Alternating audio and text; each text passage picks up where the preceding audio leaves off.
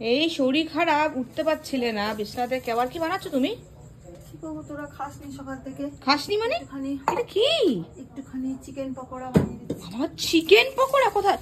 ও মা, ম্যারিনেটটা করে রাখি। ওরে বাবা রে, এর থেকে ভালো হতো বলতে। ফ্রিজ থেকে ডিম এনে দেবে। এর থেকে ভালো হতো আমি ভাইকে দিয়ে অনলাইন থেকে অর্ডার করে দিতাম।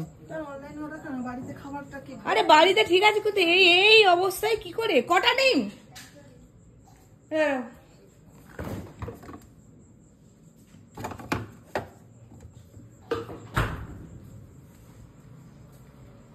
ভাই তো তোমার জন্য ধোসা অর্ডার করেছে বললো।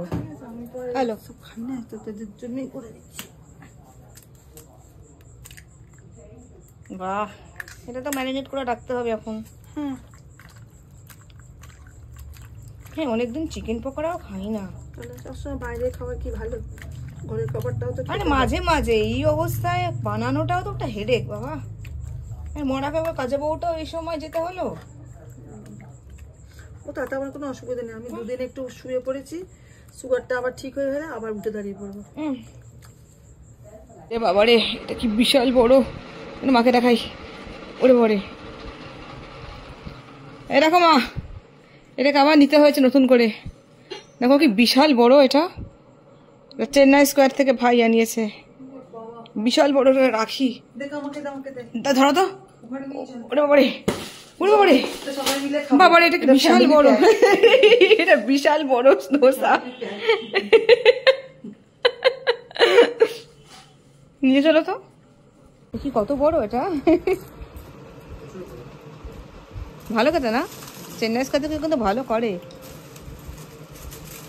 ওরে বাবা, ভেঙে ভেঙে মশলাটা, আলু স্টাফিংটা বোধহয় ভেতরে রয়েছে জানো। ভালো না?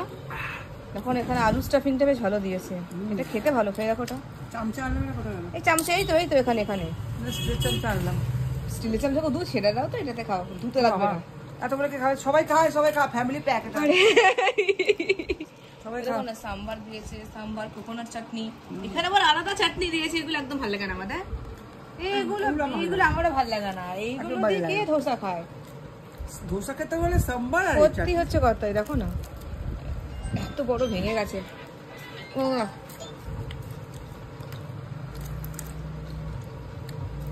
কোথায় এগুলো খা? এ খা না, শুনি খা। আমি খাচ্ছি একসাথে। আমি এগুলো খেলে চিকেন পকোড়া খেতে পারবো না। সব পারবি। আজকে আমি সকাল থেকে কিছু খেতে পারিনি, কিছু ভালো লাগছে না এখন।